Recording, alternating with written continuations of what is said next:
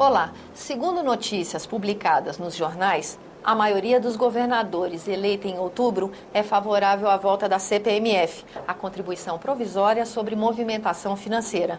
Mas, enquanto isso, a maioria da sociedade espera mesmo é por uma redução de tributos. Para falar sobre esse assunto, nós convidamos a senadora Rosalba Ciarline, que agora, senadora, fala sobre o assunto com a propriedade de quem é senadora e em pouco tempo se tornará governadora de estado, A senhora é favorável à volta desse tributo? De forma nenhuma. Eu sou contra, continuo a ser como sempre fui. Nós tivemos aqui no Senado aquele embate e o nosso partido foi quem conduziu exatamente todo um trabalho para que nós pudéssemos ver a população livre desse imposto, desse tributo. O que nós temos que trabalhar é exatamente na redução da carga tributária. E sem que isso tenha reflexo maior no desenvolvimento no Brasil. Isso é possível, sim, se houver uma reforma tributária. Senadora. Coisa que o Congresso vem protelando. O próprio governo também não tem tido a determinação a senhora de que seja acabou de feita. tocar num assunto que até gostaria, mas sim, só para encerrar a CPMF. A senhora é médica, então, da área da saúde. A possibilidade de ter mais recursos para esse setor não chega a ser um apelo? A senhora acha que a questão da saúde é uma questão mais de administração do que de recursos? Novos recursos? É uma questão de prioridade. É o governo federal regulamentar a emenda 29 e determinar o que realmente diz a emenda 29, que 10% de todos os impostos arrecadados, impostos e contribuição, no Brasil, seja para a saúde. Meu Deus do céu, 10% só. Por que o Brasil investe tão pouco em saúde? Nós estamos perdendo no investimento em saúde para o Chile, para o Uruguai, para a Argentina. Isso eu estou falando nos países da América do Sul. Não estou me dirigindo à Europa, nem aos Estados Unidos, países do primeiro mundo, não. Então é uma questão de prioridade, é uma questão de entender que saúde não é gasto, é investimento, porque se o cidadão tem melhores condições de saúde, ele produz mais. Se uma criança é melhor cuidada, ela vai ter menos problemas de internação, vai ter um aprendizado melhor. Meu Deus do céu, 10% apenas é questão de prioridade e de gestão. E de gestão também, que nós sabemos que muitos recursos que são direcionados para a saúde estão se perdendo aí nos caminhos entre governo federal, estado e município. E a emenda 29, então, já é uma sinalização, uma solução produzida pelo Congresso, uma outra alternativa para preservar, ou nem preservar, para se alcançar uma qualidade na saúde. Acho que ela foi aprovada, inclusive, em 2007, 2008. É 2007, 2007. Foi logo que eu cheguei aqui no Senado, era algo que eu sempre defendi como médica, como gestora também, porque eu tinha sido prefeita 3 vezes, sabia o quanto isso era importante. E aí, quando no dia que foi aprovado, e foi por unanimidade, eu disse, meu Deus do céu, valeu já o mandato todo ter a emenda 29 aprovada. Foi o que eu disse aqui no plenário, para que todo o Brasil ouvisse. E nós estamos terminando 2010. Ainda não foi regulamentado. Agora. E fica o governo, deixa eu concluir isso, que isso é muito grave. Fica o governo fazendo o jogo. Está na Câmara para regulamentar, diz, não pode regulamentar porque não tem mais a CPMF. Precisa criar agora uma nova contribuição. E agora com o respaldo de alguns eleitos que estão falando isso, mas a população não pode mais. A carga tributária é muito grande. Além de que a CPMF é um imposto injusto e irregular, porque ele é em cascata.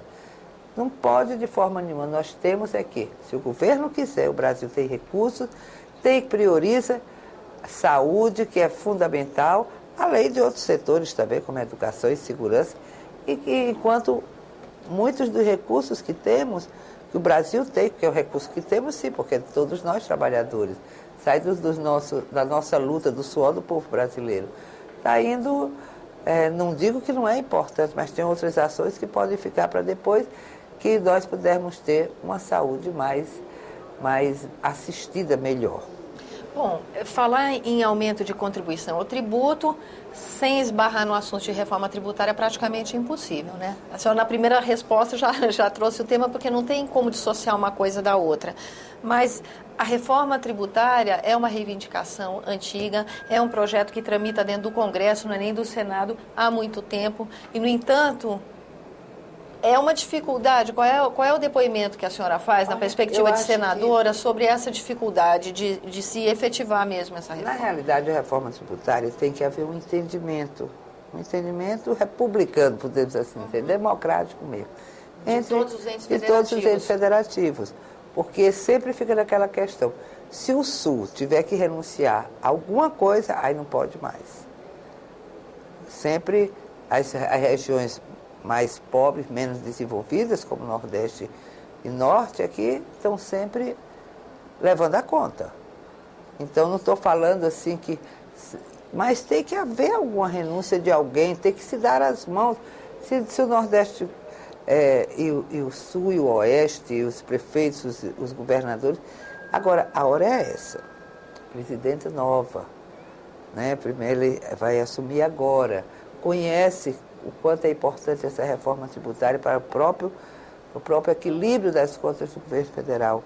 Então, com maioria no Congresso, é hora de chegar com determinação e com entendimento fazer esse debate e fazer a reforma essas tributária. resistências que a senhora relata, elas continuam as mesmas, né? A gente vê, tentativa de reforma tributária aconteceu na gestão do presidente Fernando Henrique, na gestão do presidente Lula.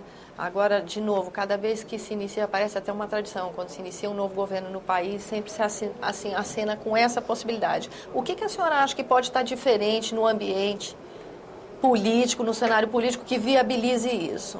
A senhora é otimista da reforma tributária? Para ser bem sincera, sim, eu quero muito que ela aconteça, mas precisa muito da determinação de quem conduz a nação. Precisa ir, nessa hora, quem tem a maioria, porque se não for assim, ele não anda. Mas é algo que eu acredito que nós já estamos, a população já está tomando consciência do quanto isso é importante. É vamos dizer, uma evolução dentro desse processo democrático. Então é necessário ser feito.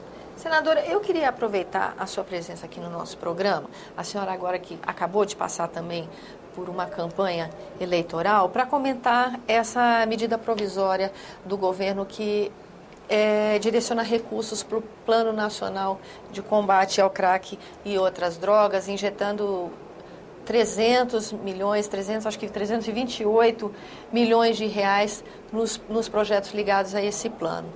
A gente viu durante as campanhas que o crack virou um tema, né, senadora?